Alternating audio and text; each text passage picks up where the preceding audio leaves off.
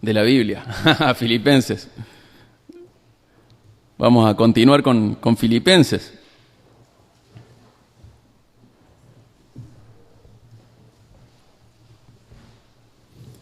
Si nosotros quisiéramos ver cómo es la historia del inicio de esta iglesia, tenemos que mirar Hechos 16, y sabemos que hemos estado trabajando sobre una idea principal: vivir como ciudadano del cielo, vivir como una persona que lleva una vida digna del Evangelio de Cristo. Hoy vamos a leer del 17 al 30, 17 y 18 ya lo trabajamos, pero lo vamos a mencionar una vez más. Dice el 17, Filipenses 2, 17 al 30. Dice: pero aunque yo sea derramado como libación sobre el sacrificio y servicio de su fe, me regocijo y comparto mi gozo con todos ustedes. Y también ustedes, les ruego, regocíjense de la misma manera y compartan su gozo conmigo. Pero espero en el Señor Jesús enviarles pronto a Timoteo, a fin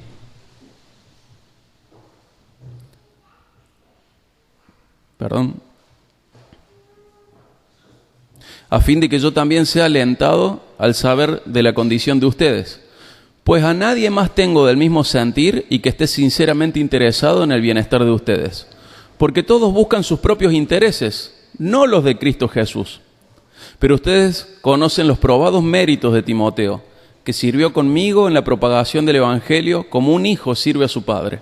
Por tanto, a este espero enviárselo inmediatamente tan pronto vea cómo van las cosas conmigo. Y confío en el Señor, que también yo mismo iré pronto. Pero creí necesario enviarles a Epafrodito, mi hermano, colaborador y compañero de lucha, quien todavía es su mensajero y servidor para mis necesidades. Porque él los extrañaba a todos y estaba angustiado, porque ustedes habían oído que se había enfermado. Pues en verdad estuvo enfermo, a punto de morir. Pero Dios tuvo misericordia de él, y no solo de él, sino también de mí, para que yo no tuviera tristeza sobre tristeza. Así que lo he enviado con mayor solicitud, para que al verlo de nuevo se regocijen, y yo esté más tranquilo en cuanto a ustedes. Recíbanlo, pues, en el Señor con todo gozo, y tengan en alta estima a los que son como Él. Porque estuvo al borde de la muerte por la obra de Cristo, arriesgando su vida para completar lo que faltaba en el servicio de ustedes hacia mí. Y si nosotros vemos este pasaje, vemos que Pablo habla de él, habla de los filipenses, habla de Timoteo y luego de Epafrodito, y pareciera que no tuviera una enseñanza directa. Es como si estuviera comentando circunstancias. Pareciera que no hubiera una enseñanza doctrinal bien directa, pero sí está ahí atrás. Por un lado, una enseñanza implícita de este pasaje es algo que vemos en el 17, en el 18 y sigue continuando, que es un llamado a ofrendarse unos a otros sobre el sacrificio ministerial del otro. Eso lo podemos ver recordando lo que la prédica anterior sobre Filipenses. Pero es un llamado a hacer esa ofrenda de libación, esa ofrenda extra, esa ofrenda plus sobre el ministerio de otro. Y Pablo lo hace, le dice a los filipenses: hagan lo mismo, regocíjense conmigo. Y luego habla de Timoteo y de Epafrodito como colaboradores. Y lo que estamos viendo implícitamente es que Pablo no es autosuficiente. No lo va a hacer solo, sino que trabaja y desarrolla su ministerio a través de una red de colaboradores. Él va a necesitar a Timoteo un tiempo más con él, a Epafrodito lo va a mandar ya, pero necesitó a Epafrodito, necesitó a los filipenses, y a lo largo de la Biblia podemos ver cómo Pablo va siendo ayudado por otras personas. Acá en los filipenses podemos contar Epafrodito, Timoteo, Tíquico. Vamos a ver Tito también en otro momento. Los filipenses en general, tenemos algunos nombres: Lidia, Evodia, Síntique, Clemente, otros. Pablo no es autosuficiente y nunca nadie lo ha sido. Cada ministerio se desenvuelve y se desarrolla a través de una red de colaboradores. Y siguen estando esas necesidades y esas personas que viven de esta manera, que si no es por esta red de colaboradores no pueden avanzar. Y nosotros, como iglesia, pero como individuos primeramente, tenemos que estar atentos a formar parte ser parte activa de estas redes de colaboradores. El Evangelio sigue avanzando. Quizá usted viene el domingo acá o en la semana también en la iglesia, pero el Evangelio sigue avanzando. Y todo el tiempo, siempre, hay personas que están dependiendo de estas redes de colaboradores. Y nosotros tenemos que estar atentos a ser parte de eso. Todavía existen personas y van a seguir existiendo. Y tendrían que ser más de las que están, que viven el ministerio como centro de su vida, dependiendo de la colaboración de otros para subsistir. Todavía existe gente así. Y debería seguir existiendo, y debería haber más gente así todavía. La mies es mucha. Los obreros son muy pocos. Y la ayuda para esos obreros es menos todavía. Y eso no está bien. Tenemos que contemplar la mies y orar por ella para que el Señor envíe obreros a su mies. Tenemos que también ser humildes y estar dispuestos a ir si el Señor nos envía, que yo creo que nos ha enviado a todos, pero tenemos que estar dispuestos a ir hacia la mies. Pero también tenemos que pensar que tenemos que sostener a otros que están trabajando en la mies. Podríamos decir que cada uno es responsable de sí mismo. A veces dicen, cuando Dios llama, Dios paga, que si el Señor lo llamó, lo va a sostener. Pero bíblicamente vemos más allá de eso, y vemos más allá respecto a los que se dedican al ministerio. Por ejemplo, en 1 Corintios 9, que todo ese pasaje, todo ese capítulo en general habla de esto, el 9:14 dice que el Señor ordenó, que Jesús ordenó, que los que viven, que los que proclaman el Evangelio, vivan del Evangelio. Y ahí Pablo usa varios ejemplos, usa el ejemplo de un pastor, dice, el pastor puede tomar leche de las ovejas que cuida. Habla de un buey, si el buey trilla no tiene que llevar bozal, o sea, de su trabajo que tienen que poder comer. Los sacerdotes del Antiguo Testamento comían de los sacrificios, vivían asados los sacerdotes del Antiguo Testamento. Comían una parte del sacrificio que la gente llevaba. En 1 Timoteo 5:17 dice, los ancianos que gobiernan bien sean considerados dignos de doble honor. En NTV dice, respetados y bien remunerados, principalmente los que trabajan en la predicación y en la enseñanza. Vemos que el patrón bíblico, mejor dicho, el orden bíblico es sostener a personas que vivían como Pablo, predicando, que el ministerio era el centro de sus vidas. El mandato bíblico es eso, y Pablo nos está mostrando cómo es un ejemplo de esto. Y uno puede decir, bueno, pero Pablo armó tiendas. Sí, armó tiendas, sobre todo en Corinto, por la inmadurez de los corintios. Y a los corintios, les enseña lo que dice 1 Corintios 9 y habla de esto. Y dice, yo no voy a hacer uso de mis derechos como siervo de Dios, pero no es porque ustedes estén haciendo bien, es porque yo, viendo su inmadurez, voy a dedicarme a otra cosa. Pero no está bien eso, no está bien. Y podemos decir, bueno, Jesús, ¿qué hizo Jesús? En Lucas 8:3 dice que había mujeres que le seguían y de sus bienes personales contribuían al sostenimiento de ellos. Jesús dejó la carpintería, comenzó su ministerio y la carpintería no estuvo más. No es que él tenía una carpintería móvil, no hubo más carpintería. Ellos vivían del ministerio, vivían para el ministerio y vivían del ministerio. Y Pablo también, y eso sigue vigente. Podemos pensar que Dios sostiene a quienes ponen el ministerio como prioridad concreta en sus vidas, que Dios sostiene a algunos que son llamados, personalmente no me gusta mucho esa idea, pero que tienen un llamado especial, y es verdad que Dios sostiene a los suyos. Pero la responsabilidad de la iglesia sobre el sostén de misioneros, la responsabilidad de cristianos sobre el sostén de otros, es muy similar a la responsabilidad que los padres tenemos sobre los hijos. Dios delegó la responsabilidad de sostén a la iglesia, a los cristianos en general, de la misma manera que Dios ha delegado el sostén de nuestros hijos a los padres. Porque se usa mucho, bueno, si Dios lo llama, Dios lo va a sostener. Sí, pero lo hace a través de personas. Pablo va a mencionar a los filipenses, Timoteo, a Epafrodito. Esto es muy concreto. Todavía hay gente que vive así. Y si vos no sos una de las personas que vive así, tenés que estar siendo parte de la red de personas que sostienen gente así. Todavía hay gente así. Todavía hay. Y necesitan de tu contribución para cada detalle de la vida. Están más cerca de lo que vos crees. Hay. Solo que en nuestro mundo contemporáneo es como que si no es miserable, no es santo. No, la Biblia habla de buena remuneración, la Biblia habla de que no tenga necesidades, la Biblia habla de que, por ejemplo, en el caso de los ancianos, obispos, pastores, puedan ser hospedadores, puedan dar de comer y tener un lugar para otros. Todavía hay gente que necesita tu contribución. Entonces vos tenés que desarrollar un corazón atento a esas personas. Y no decir, bueno, el Señor les va a dar. El Señor les va a dar a través tuyo. Voy a orar, sí, está bien orar, y es perfecto y es santo y lo tenés que hacer. Pero cuando vos podés ser parte de la respuesta de esa oración, ¿por qué le negás a Dios la ayuda a uno de sus obreros en la mies? Estate atento a esto, porque Dios ejecuta su sostén a través de otros. Los padres tienen una responsabilidad sobre los hijos de la misma manera en que la iglesia la tiene sobre los que viven para el ministerio. Y el que vive para el ministerio debe vivir del ministerio. En muchos casos se hace mal. Hay casos extremos, ¿no? ¿Verdad? Podemos ver videos de África, la India, donde el pastor no puede tocar el piso. Entonces qué triste que es esto. Los miembros de la iglesia se ponen en el piso para que el pastor camine sobre ellos y no toquen el piso. Es una locura. Es ridículo y se me ocurre una lista de adjetivos negativos impresionantes, pero está mal.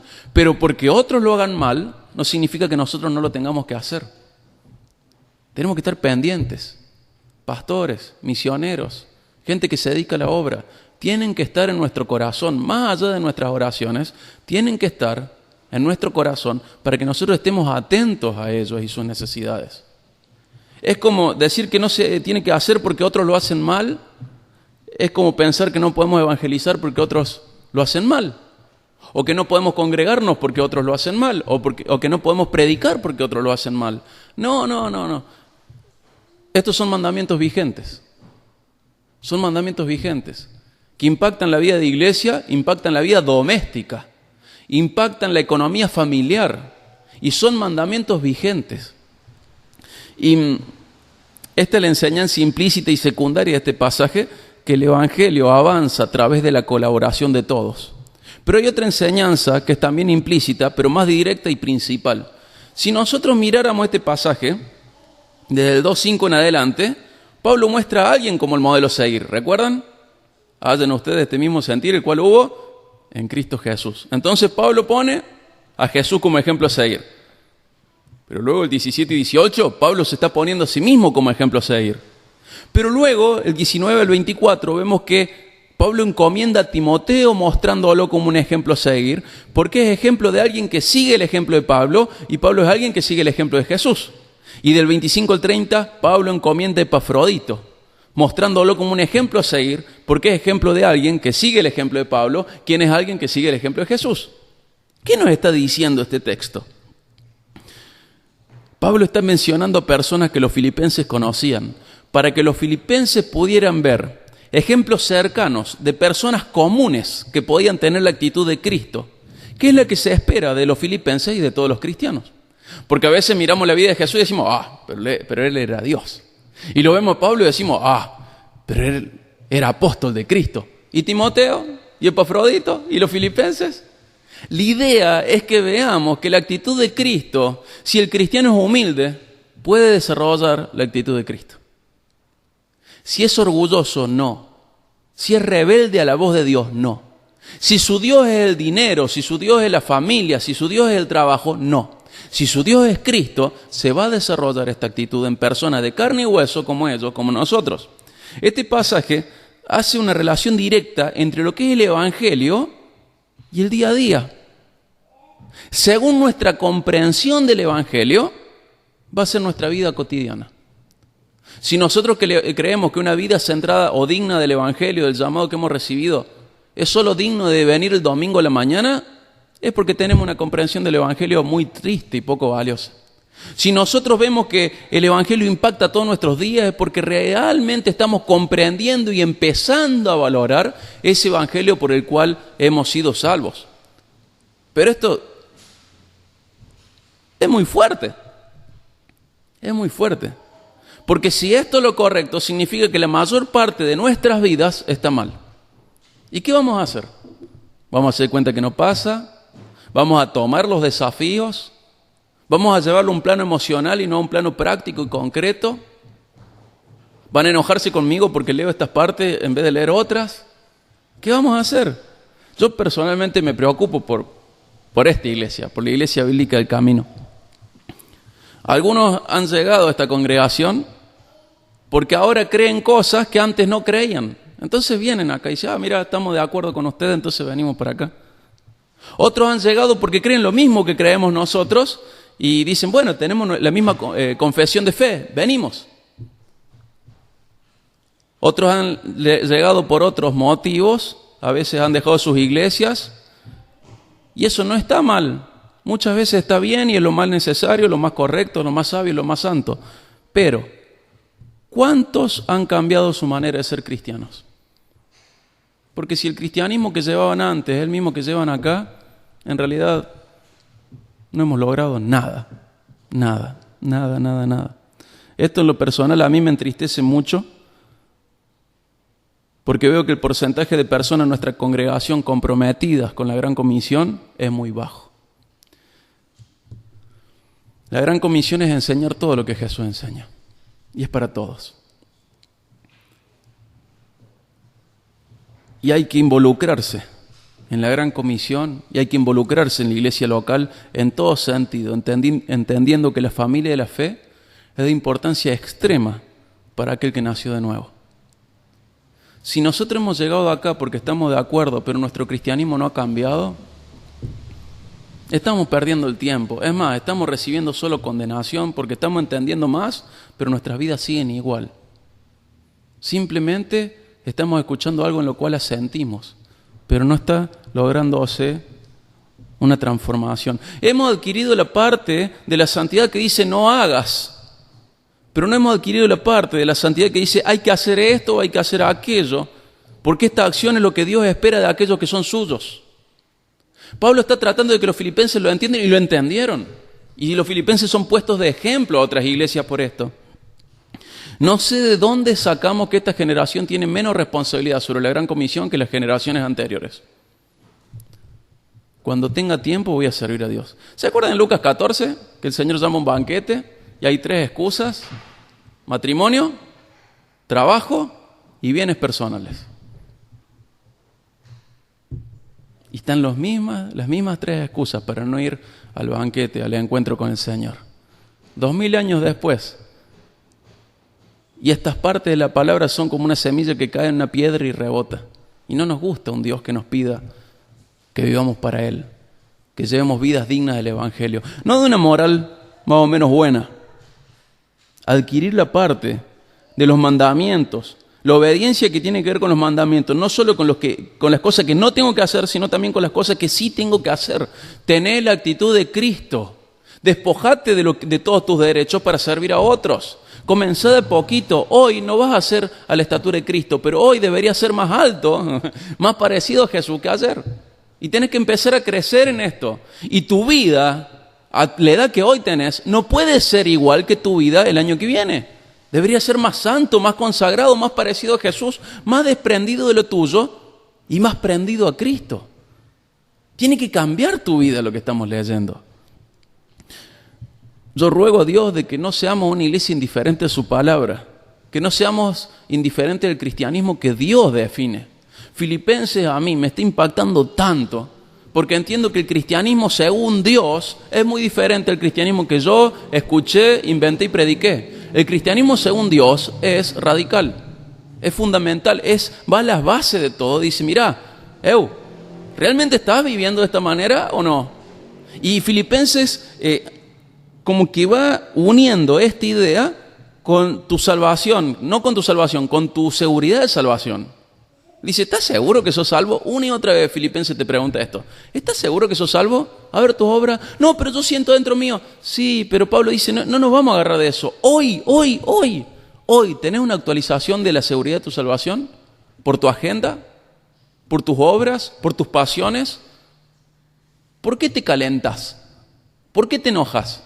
¿Por qué razones estás dispuesto a calentarte, a enojarte, a apasionarte, a entristecerte? Tiene que estar una y otra vez ahí el avance del Evangelio. Enojate, porque en el avance del Evangelio hay gente. O enojate con vos mismo, porque no apoyas a gente que se dedica a eso. Enójate con vos mismo porque por tu pecado no te animás a ir más allá. Apasionate por Cristo, apasionate por su obra, apasionate por la libertad que trae Cristo cuando llega a la vida de los otros. Apasionate por aquellas personas que todavía viven en oscuridad. Y vos sos la luz. Apasionate y anda donde está oscuro. ¿Qué otra razón podría ocupar un lugar tan grande en tu corazón? ¿Vos? ¿Tu trabajo? ¿Tu familia? ¿Cuántos ídolos vamos cristianizando y diciendo, pero Dios me lo dio, pero Dios me lo... Es como Pedro con la pesca milagrosa. Puede perder a Cristo si se aferra a la pesca y puede seguir a Cristo si la suelta. Pero miremos, vayamos de nuevo al 19 y vamos a ver el ejemplo de Timoteo.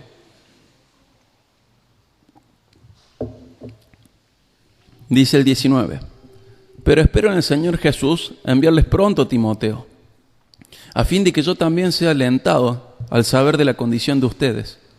Pues a nadie más tengo el mismo sentir que esté sinceramente interesado en el bienestar de ustedes.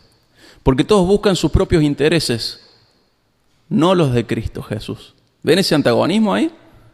Pero ustedes conocen los probados méritos de Timoteo, que sirvió conmigo en la propagación del Evangelio como un hijo sirve a su padre. Por tanto, a este espero enviárselo inmediatamente, tan pronto vea cómo van las cosas conmigo. Y confío en el Señor, que también yo mismo iré pronto.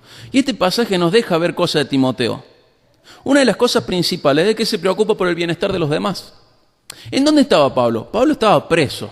Puede haber sido en Roma, en Éfeso, no tenemos la seguridad absoluta, pero estaba preso, con un guardia encadenado al lado de él, entre 1,5 metros de distancia, la cadena, preso todo el día, 4 guardias por día, encadenándose con Pablo, turnados en turnos de 8 horas. Y ahí está Pablo. Y Timoteo y Epafrodito están ahí están juntos los 4. Y a Pablo le hace bien que Epafrodito esté, porque una de las cosas que más se sufre en el ministerio es la incomprensión y la soledad, incluso más que la pobreza, creo, más que el sostén económico. Y ahí está Timoteo, y ahí está Epafrodito, y Pablo diciendo, ay, los necesito los dos, me vendrían re bien los dos, pero voy a quedarme con Timoteo un tiempito nomás. Y Pablo va a quedar solo al tiempo. Y bueno, Epafrodito, anda, porque ya me las voy a arreglar. Y habla de Timoteo, y qué lindo que habla. Dice que está interesado por el bien de los demás, que se preocupa por lo que es importante para Jesucristo. ¿Vieron el antagonismo? Todos buscan sus propios intereses, no los de Cristo Jesús.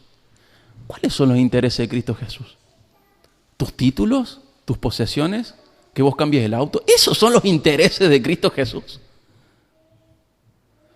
¿Saben por qué mucha gente le tiene miedo al ministerio? Porque ha visto ejemplos en la generación anterior de miseria en gente dedicada al ministerio. Pero ¿saben de quién era la culpa eso? De iglesias que no sostuvieron a quienes iban en la obra. No de esos misioneros. Y esos son ejemplos dignos de imitar. Y tenemos que aprender a sostener a esas personas, a mirarlas con amor, a jugarnos por esas personas, como Timoteo lo hizo, interesado por los intereses de Cristo, no por los suyos. No por los suyos. Eso es el cristianismo según la Biblia. Se preocupa de Pablo como si Pablo fuera superior a él. Dice, como un hijo a un padre. Ha servido a Pablo, dice ahí, por la causa de Cristo. ¿Por qué? ¿Porque Pablo era gamba? ¿Porque Pablo era piola? ¿Porque Pablo era liviano? ¿Era fácil de aguantar Pablo? ¿Porque Pablo se quedaba callado y nunca decía nada fuerte? No. ¿Saben por qué Timoteo está al lado de Pablo? Porque es por la causa de Cristo. Pablo no debe haber sido ningún fácil de tratar. Y Timoteo ahí da muestras de lo que él es. Y sabemos que Timoteo, por ejemplo, se sumó a Pablo en su segundo viaje misionero. ¿Saben cuál fue su segundo viaje misionero? A Macedonia, a Filipos. Timoteo lo está acompañando desde ahí y es conocido por los filipenses y sigue el camino de Pablo. ¿Quién es alguien que sigue el camino de Jesús? No es otro camino. Como decíamos el otro día, Jesús dejó sus huellas para que nosotros vayamos acomodando nuestros pies sobre ellos. Y esas huellas se van profundizando con el ejemplo de Pablo Y ahora podemos ver el ejemplo de Timoteo. Y es tan fuerte lo que pasa con Timoteo, que en 2 Timoteo está medio flaqueando. Pablo le dice, no te avergüences del Evangelio, no te avergüences de mí. Pero en Hebreos nos dice, Hebreos 13:23, que Timoteo había estado preso por Cristo.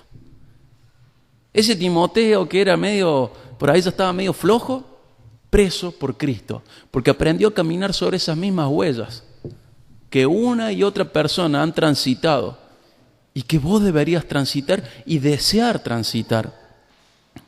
Vamos a ver el ejemplo de Epafrodito, 2:25 al 30.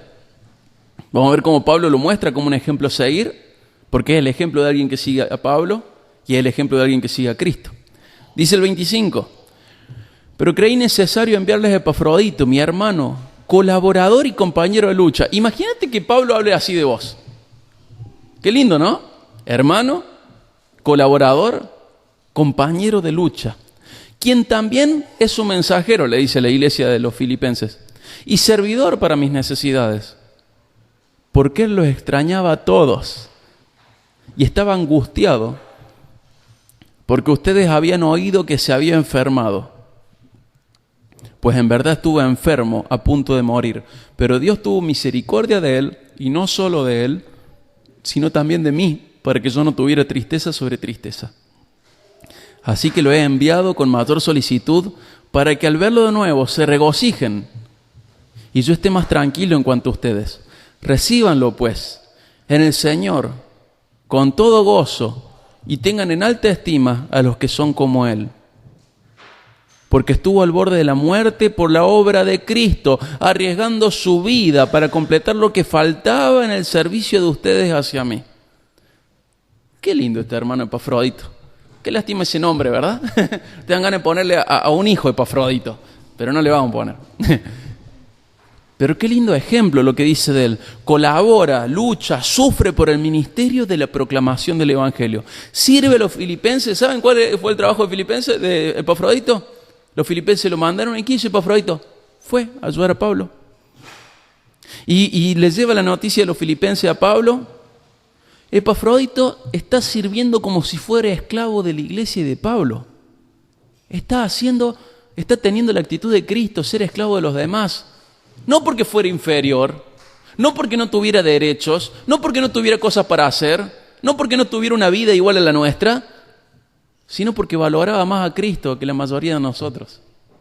Y por esa razón imitaba a Cristo y viaja para ayudar a otros, para ayudar a Pablo, para ser su siervo.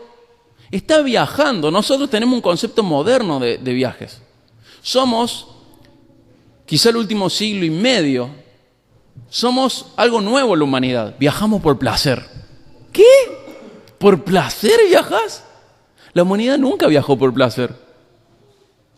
Muy raras personas viajaron por placer. La costumbre es que vos viajabas para poder comer. Te trasladabas para poder comer, solo por eso. Si había sequía acá, ibas buscando un lugar donde no hubiera sequía. Si había falta de alimentos, ibas a donde había alimentos. Si había guerra, ibas a donde no había guerra. Así llegaron nuestros abuelos acá. No es que se tomaron un crucero y dijeron, vamos a América. No, tenemos hambre, estamos muriendo, ha muerto mi hermano, ha muerto mi tío.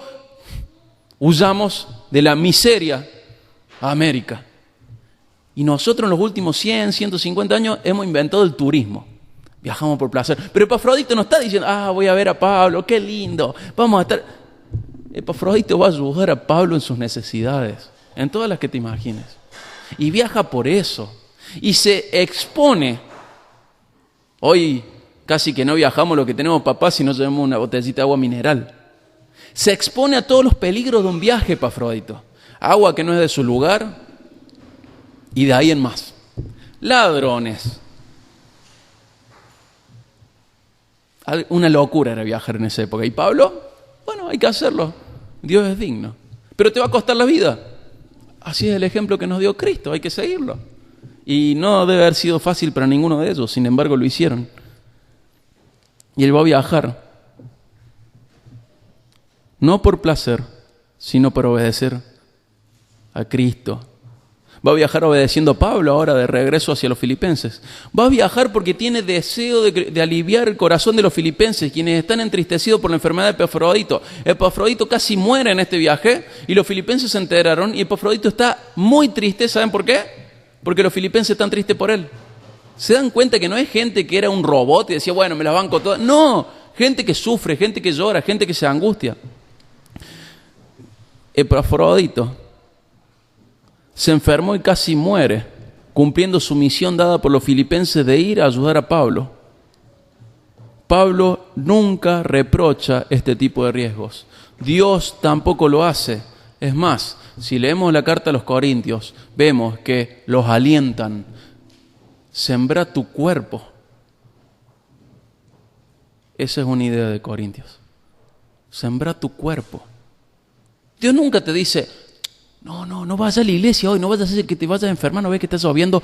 Nunca dice, cuídate de la obra mía. Dice, gastate por mi obra. Sé obediente hasta la muerte, incluso si fuera de cruz. Jugate por mi obra, sufrí por mi obra, sufrís por tu obra, ¿no vas a sufrir por la mía? ¿Sufrís por tus causas, no vas a sufrir por la mía? ¿Soy menos importante que vos en tu vida? El Señor nos llama, nos alienta a llevar nuestro cuerpo al desgaste, a la inversión por esto. Epafrodito expone su vida por obedecer. Y fíjense que no hay expresión de Epafrodito de que él estuviera triste por el viaje, sino que está preocupado porque otros están preocupados por él. Y desea aliviarlos cuanto antes. ¿Se entiende? No está preocupado porque se enfermó, está preocupado porque los otros están tristes porque se enteraron de que se enfermó. ¿En dónde está el corazón de Epafrodito? En sí mismo no, está en Pablo y en los filipenses. Y por esta razón Pablo dice que es digno de recibir honor. Dice, ténganlo en alta estima a los que son como él. Que es digno de recibir honor, de ser tenido en alta estima por su conducta. Y su conducta fue arriesgar su vida por causa de Cristo. Y nosotros podemos caer en un error que es pensar que el cristiano tiene que ser asceta. Y decir, vamos a sufrir porque así soy muy espiritual. No es ascetismo. Pero tampoco es el hedonismo que vivimos la mayoría. No es ascetismo. Es una paradoja de gozo sufriente, dice Piper. Es una paradoja porque hay gozo al ver que el Evangelio avanza, pero ese avance del Evangelio no es ajeno ni distante del sufrimiento. Es una paradoja porque se elige el sufrimiento, pero porque hay un gozo detrás, que es el avance del Evangelio. ¿Estamos cuidando nuestras vidas de la obra de Dios? ¿Le decimos a Dios eso? No, Dios, para. No te doy mi vida, no vaya a ser que vos me lleves a tomar un riesgo y me enferme o me muera. No somos nuestros dueños. Si sos salvo, no sos tu dueño. Toma riesgos. No, Señor, no voy a usar tanto el auto. No vaya a ser que no sirva para mí después que te lo dejé a vos. ¿Qué? No, Señor, no me voy a dedicar tanto tiempo a tu obra. No vaya a ser que no me quede tiempo a mí para mi obra. ¿Qué? Hemos distorsionado tanto el cristianismo que nuestros corazones están en paz cuando pensamos así. Ni siquiera queremos concretar estos pensamientos. Y estamos protegiendo nuestras vidas, ¿saben de quién? De Dios. No vaya a ser que Dios se meta demasiado en nuestras vidas y las use para su causa y no nos queden fuerzas para las nuestras. Estamos mal. Y nosotros los cristianos encaramos el sufrimiento de otra manera. En 1 Tesalonicenses 4:13, cuando Pablo está hablando de la muerte, dice que no la encaremos como los que no tienen esperanza. Y si bien está hablando específicamente de la muerte, sabemos que ninguna área de nuestra vida debe ser encarada como los que no tienen esperanza. Tenemos esperanza. ¿Cuál es nuestra esperanza? En Cristo estamos seguros y vamos a estar para siempre con Él. Y por esa esperanza nos animamos a arriesgarnos. ¿Vos, usted, cómo vive? ¿Cuáles son las diferencias entre la vida de usted, entre tu vida y la de aquel que no tiene esperanzas? ¿Vivís igual?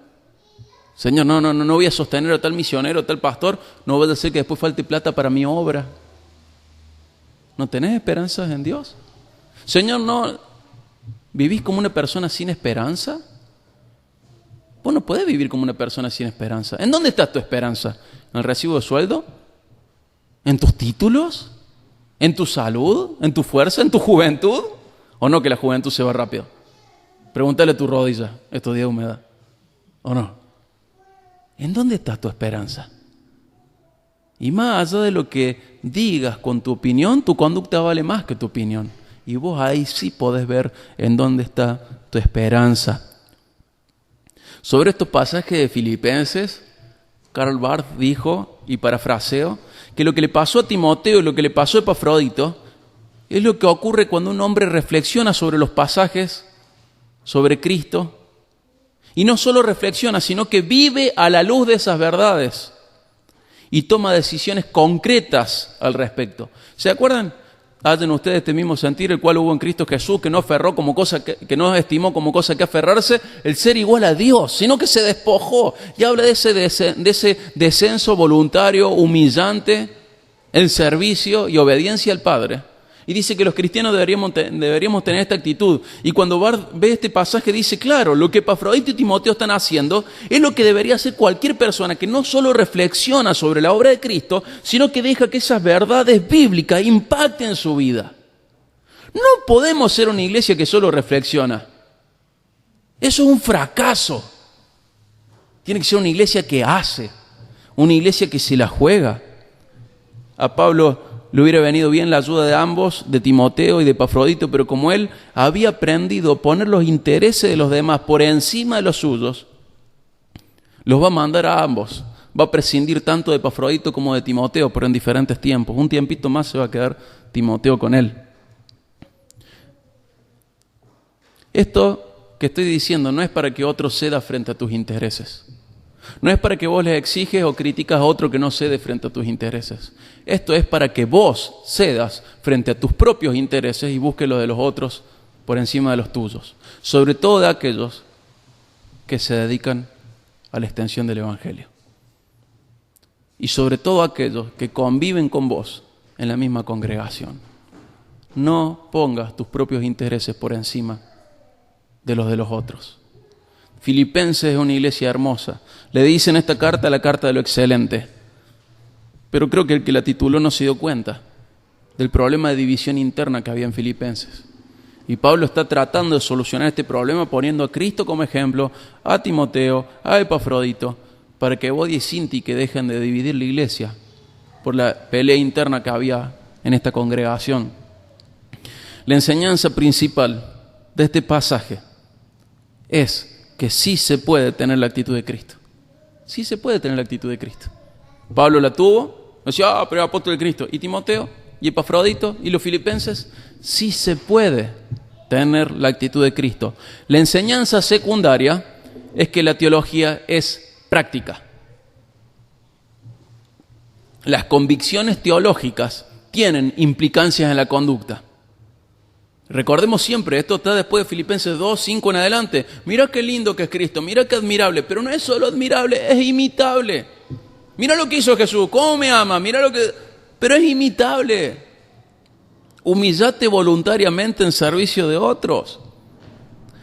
Las convicciones teológicas tienen implicancias en la conducta, en los hábitos, en la manera de vivir, en el día a día, en las prioridades, en la vida misma. Que vos entiendas algo tiene que impactar tu manera de vivir. No puede ser que le saques una...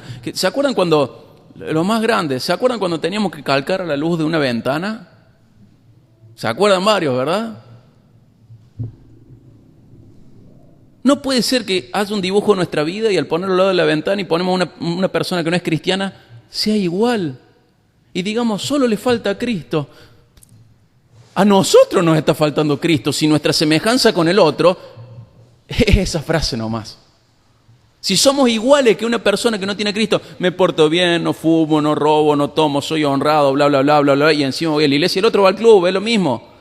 Pero si vos no sos una persona arriesgada, es porque no has sido lo suficientemente humilde frente a la voz de Dios cuando Dios define el cristianismo. No sos tu Dios, no sos tu rey, sos un súbdito, un esclavo de un rey que vive junto a ese rey en una monarquía y que tiene sus leyes.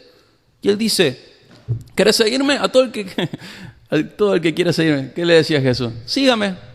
Que tiene que abandonar su manera egoísta de vivir, tomar su cruz cada día y seguirle. Es así el cristianismo. Pero Señor, yo te quiero seguir. Bueno, seguime. Pero Señor, mira, si no aborreces tu propia vida, si no la maltratas un poco por causa de Cristo, no podés ser mi discípulo. Pero Señor, yo inventé un nuevo plan. ¿Vieron como los programas, como los planes de teléfono que le vamos agregando y sacando cosas? No es así, Jesús. Señor, yo inventé uno en donde yo puedo amar mi vida sobre todo lo demás y además ser tu discípulo. Y Jesús te está diciendo, no puedes ser mi discípulo. Puedes ir a la iglesia, puedes juntarte con los otros. Algunas de esas personas serán salvos como por fuego, dicen Corintios. Pero no puedes ser un cristiano que redefine el cristianismo. El cristianismo es este que estamos leyendo. La teología, el conocimiento bíblico, es información para transformación. No tiene sentido que no transforme tu vida. Es más, es peor para vos que aprendas más si no estás dispuesto a obedecer, porque lleva condenación a tu vida. Por su teología, Noé aguantó obedecer a Dios durante 120 años esperando que pasara algo que nunca había pasado en la historia, lluvia. Apareció Dios y le dijo, mira, va a venir agua. ¿Qué? ¿De dónde? ¿Del cielo? ¿Qué? El agua viene de acá de la tierra, sale así. Señor, yo te explico cómo funcionan las cosas. No, por su teología, Noé aguantó 120 años de obediencia, esperando que iba a pasar algo que nunca había pasado en la tierra hasta el momento. Por su teología, Abraham salió y se desprendió de sus padres, de sus primos, de sus tíos, de su tierra, de su reputación, de su nombre en su barrio, en su aldea, en su clan, en su tribu. Por su teología, Abraham se alejó de su familia sin saber a dónde iba. Por su teología. Por su teología, la madre de Moisés entregó a su hijo a circunstancias que no controlaba. Ese es un tema que tenemos que aprender los que somos papás. Entregar a nuestros hijos a Dios y no cuidarlos de Él. Que Dios haga que mi hijo vaya y muera como mártir, es lo que yo debería desear con todo mi corazón. No que sea el empresario más exitoso de la tierra. Esa no es la causa de Cristo. Por su teología, la mamá de Moisés entregó a Moisés a circunstancias que ella no controlaba. No sos Dios. Tus hijos son dados para que vos los lleves a Él, no a vos. No sos Dios. Son de Él más que tuyos, aunque sean tu sangre, tu carne, tus huesos. Son de Dios. Y tenemos que aprender a entregarlo a circunstancias que no controlamos por nuestra teología. Es lo que hizo la mamá de Moisés. Por su teología, Moisés eligió ser maltratado con el pueblo de Dios en vez de quedarse con los placeres terrenales que el palacio de Faraón les entregaba. Por su teología, algunos prefirieron ser torturados en lugar de ser dejados libres con tan solo negar a Dios. Por su teología, muchos eligieron ser torturados y presos en lugar de ser libres. Lo único obstáculo que había entre su libertad y ellos era que negaran a Dios. Por su teología, ellos entendieron que eran peregrinos en esta tierra, pero no solo lo entendieron, creían y vivían como peregrinos en esta tierra y esperaban llegar a su verdadera patria y confiaban en Dios, pero de verdad. ¿Y sabes qué he hecho? Te he parafraseado Hebreos 11. Gente que cree de verdad lo que dice creer. Podemos ver varios ejemplos de esto en Hebreos 11. Sus teologías impactaron sus convicciones y sus convicciones eran tan reales, tan sólidas, tan verdaderas, al punto de que impactaron sus convicciones, sus acciones. Su doctrina era cercana a su conducta. ¿Y sabes qué? Dios es el mismo hoy, y es el mismo de siempre. Es el mismo. Y Jesús deja muy claro de que un compromiso a medias no es un compromiso válido. Mateo 6:24, Lucas 9:23 al 24, Lucas 14:26, Lucas 14, 31 y 33, Lucas 16:13. Jesús dice, no es a media, o es todo o no es nada. Él no compró una parte de tu agenda, Él no compró una parte de tus recursos. Él es tu rey y vos sos su esclavo. Y si vos entendés de verdad lo que este rey hizo a favor tuyo, abrazás esta esclavitud con amor, con alegría, con sufrimiento, pero con gozo por la teología, por lo que viene detrás. ¿Qué viene detrás? Que el evangelio se expanda. ¿Qué viene detrás de tu sufrimiento cuando es por causa de Cristo? Que otros lleguen a la luz, que otros sean libres. la libertad de otro, ¿no vale tu esfuerzo? ¿No les ha pasado en algún momento leyendo la historia a los que leen que dirían, si yo estuviera en el siglo XIX en Estados Unidos, hubiera ahorrado plata para dejar sueltos a los esclavos? ¿Nunca tuvieron un pensamiento de eso? Si yo tendría esclavos, pero para liberarlos. Imagínense que están en Estados Unidos del Sur, siglo más atrás, 17, 18, parte sur de Estados Unidos, y ven todas esas plantaciones de algodón y ustedes tienen plata. ¿Qué harían en su lugar? No, como soy cristiano, no tendría esclavos. Los dejaría libres. O como se habla, creo que de Galileo Galilei, que compraba pajaritos para soltarlos. No me acuerdo si era él o Copérnico, no me acuerdo. Pero compraba pajaritos para liberarlos. Si vos soltás un poco tu vida, podés llevar la luz del Evangelio a otros. Y esa libertad sí es la más grande que un humano puede recibir. Y es eterna. Pero vos tenés que dar parte de vos, parte tuya, para que eso pase. Y sabemos que Jesús es digno del pueblo que compró para Dios. Es digno de que ese pueblo que Él compró para Dios tenga una vida como la que Dios ordena. O sea, es digno, Jesús es digno de que aquel pueblo que Él compró con su sangre lleve una vida como la que Dios ordena que ese pueblo viva. Sabemos que esto fue muy difícil para Jesús. Sabemos que Él sintió el deseo genuino de pasar por alto la cruz. ¿Por qué enfrentó la cruz? ¿Para demostrarnos cuánto nos amaba? Para satisfacer la justicia del Padre, pero para traer salvación a otros. Jesús no la necesitaba, nosotros la necesitábamos. Entonces Él, Mateo al final, Marco al final, Lucas al final: Padre mío, si es posible que pase de mí esta copa, aparte de mí esta copa, aparte de mí esta copa, pero no sea como yo quiero, sino como tú quieras, no sea lo que yo quiero, sino lo que tú quieras, no se haga mi voluntad, sino la tuya. Y ese es el ejemplo, esas son las huellas por las que tenemos que caminar. Pablo frecuentemente hizo planes para sus viajes, pero si vemos bien, se le cambiaron a cada rato, y Pablo se entregó los cambios que fue haciendo a sus planes, porque ¿quién los hacía esos cambios? Dios. Y no era porque le iba mejor. Lean el último capítulo de Hechos y fíjense qué terrible todo lo que le pasa a Pablo. Pero Pablo se va alegrando, porque de esa manera está caminando un poquito más adelante en las huellas que Jesús dejó, dar su vida por otros. ¿Y vos qué decisiones vas a tomar al respecto de lo que vamos aprendiendo como iglesia? ¿Simplemente va a ser información? Este cristianismo del que hablamos es el cristianismo bíblico y no es utópico. Por favor, escúchame bien. Utópico es que te llames cristiano y no vivas de esta manera. Utópico es que te creas cristiano y no vivas de esta manera. Porque si te llamas cristiano, vas a imitar la vida de Cristo. No es un cristianismo utópico. Lo que estamos hablando es del cristianismo bíblico. Si vos llevas el nombre de Dios sobre tu vida, la teología te impacta y produce cambios en tu vida. No sos una persona que sabe más Biblia, sos una persona que practica más Biblia. Y que el año que viene te encuentre un poco más entregado que este año. No al revés como en nuestros trabajos, donde van pasando los años y uno se va desprendiendo, ¿no? Decir, bueno, cuanto más viejo soy, más pasivo voy llegando hasta que finalmente me jubilo. Eso no es el cristianismo. El cristianismo al revés. Cuanto más viejo soy, más consagrado a Dios soy. Y más dispuesto estoy a dejar mi vida por la causa de Cristo. Gente, hay tanta oscuridad en el mundo. Ayer veía un video de Haití. ¿Saben qué están comiendo los haitianos para llenarse la panza? Están haciendo tortillas de tierra. Están filtrando tierra, agua con barro para llenarse la panza. ¿Qué falta ahí? Falta iglesias que estén dispuestas a ser más pobres para sostener a alguien ahí. Pensá en tus hijos comiendo tierra.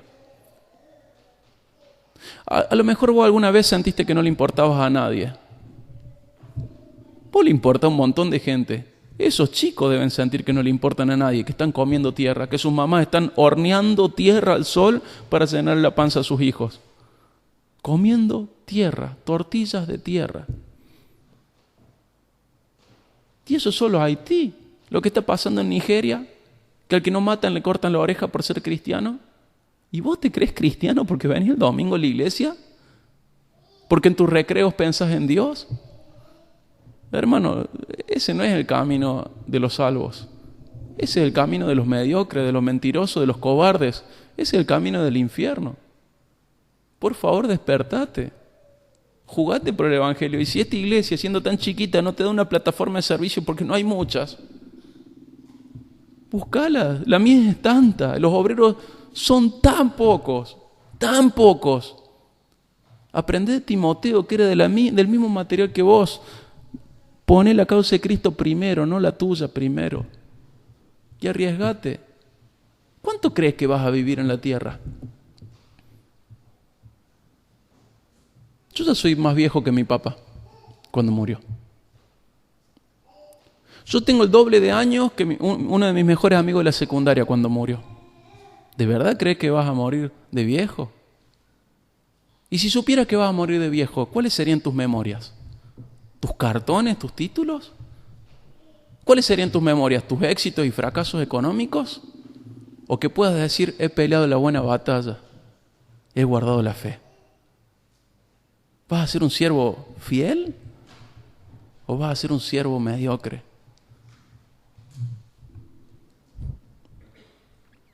¿Qué decisiones vas a tomar cuando leemos Filipenses? No es solo corregir tu información, es corregir tu conducta. Acompáñame a Mateo 6, 31 al 33.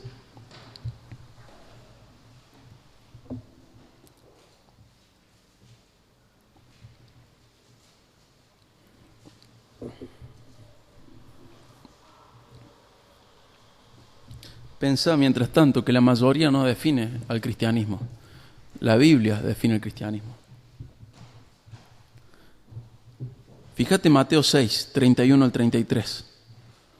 Por tanto, no se preocupen diciendo qué comeremos o qué beberemos o con qué nos vestiremos, porque los gentiles buscan ansiosamente todas estas cosas. ¿Quiénes? Los paganos. Los paganos están preocupados por eso. Dice, los gentiles buscan ansiosamente todas estas cosas. Que el Padre Celestial sabe que ustedes necesitan todas estas cosas, pero busquen primero su reino y su justicia, y todas estas cosas les serán añadidas. ¿Realmente crees eso? Que tu teología impacte tu conducta para gloria de Dios. Que tu teología impacte tu conducta para gloria de Dios. Vamos a orar.